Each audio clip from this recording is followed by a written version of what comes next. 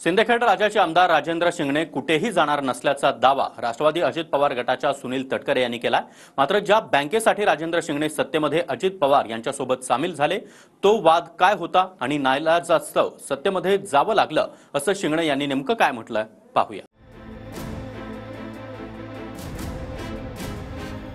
Bank वाचवण्यासाठी अजित पवारांसोबत सत्तेत गेल्याचं म्हणणारे बुलढाण्याचे राजेंद्र शिंगणे पुन्हा एकदा शरद पवार गटात परतण्याची चर्चा आहे। आपण बँकेसाठी नाईलाजानं सत्तेत गेलो होतो, मात्र जडणघडणीमध्ये शरद पवारांचा सर्वाधिक वाटा असल्याचं सिंदखेड राजाचे आमदार शिंगणेंनी म्हटलंय। मध्यंतरी माझ्या जिल्हा सहकारी बँकेच्या अडचणीमुळे मी नाईलाजानं अजितदादांच्या बरोबर तिथे गेलो। आज जिल्हा सहकारी बँकेला 300 कोटी रुपये राज्य सरकारने त्या ठिकाणी दिलेले आहेत, परंतु निश्चितपणे आदरणीय पवार साहेब हे नेहमीच माझ्याकरता आदरणीय राहतात। बिलकुल ते शरद पवार म्हणजे ते कुठल्याही दुसऱ्या गटामध्ये जाणार नाहीत। कुठल्या तरी कार्यक्रमाच्या निमित्ताने त्यांना विचार गुणगान गायले असे आम्ही पण पवार साहेबांचं गुणगान गातो। कुठे आहे त्याच्यामध्ये काय? आम्ही पवार साहेबांना देवत मानतो, पण आम्ही भूमिका घेतली आणि ती ठाम राहणार आहे। शिंगणेंनी ती व्यक्त करत असताना पवार साहेबांच्या प्रती आदर व्यक्त केला।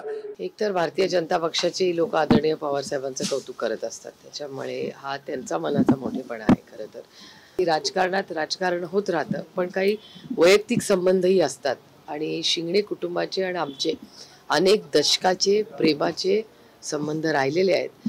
आणि राजेंद्र शिंगणेंनी जे काही स्टेटमेंट केलंय ते आमचे कौटुंबिक संबंध आणि त्यांच्या बँकेची जी काय अडचण होती ही मला अनेक वर्ष ते स्वतः प्रचंड अस्वस्थ होते, कारण शेवटी ते एक खूप संवेदनशील नेता आहेत।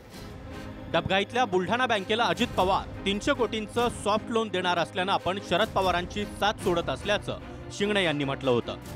मात्र बुलढाणा बँकेत नेमकं काय घडलंय ते पाहूया।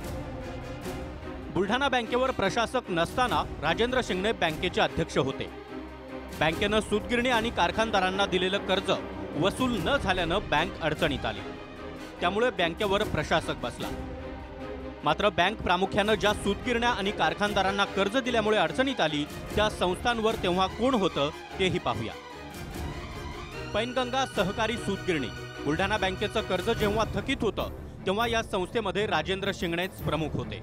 अनुराधा शुगर मिल्स कर्ज थकीत वेळी काँग्रेसचे माजी आमदार राहुल बोंद्रे हे शुगर मिल्सचे प्रमुख होते। शारंगधर शुगर मिल्स त्यावेळी संस्थेचे प्रमुख शिवसेनेचे खासदार प्रतापराव जाधव होते।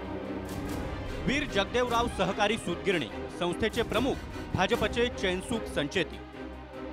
सध्या बुलढाणा बँकेचं कर्जवसुलीचं हे प्रकरण कोर्टात आहे। ज्या संस्था थकबाकीदार आहेत त्यापैकी काहींनी सरकारनंच आम्हाला मदत करावी अशी मागणी केली आहे।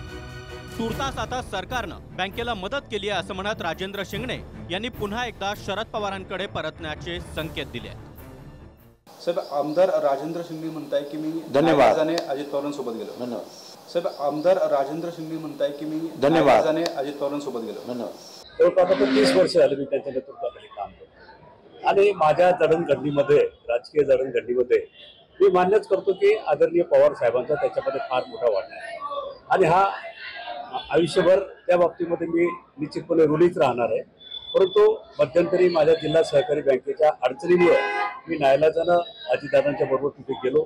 आज जिल्हा सहकारी बँकेला 300 कोटी रुपये राज्य सरकारने त्या ठिकाणी दिलेले आहेत, परंतु निश्चितपणे आदरणीय पवार साहेब हे नेहमीच माझ्याकरता आदरणीय राहतात। नाही, त्यांनी त्यांची भूमिका मांडलेली आहे।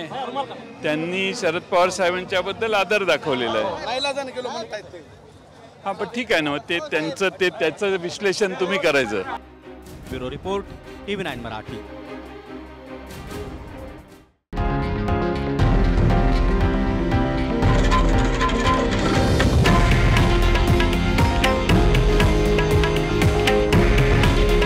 हे आहे देशातील नंबर 1 न्यूज नेटवर्क आणि आपण पाहत आहात TV9 मराठी।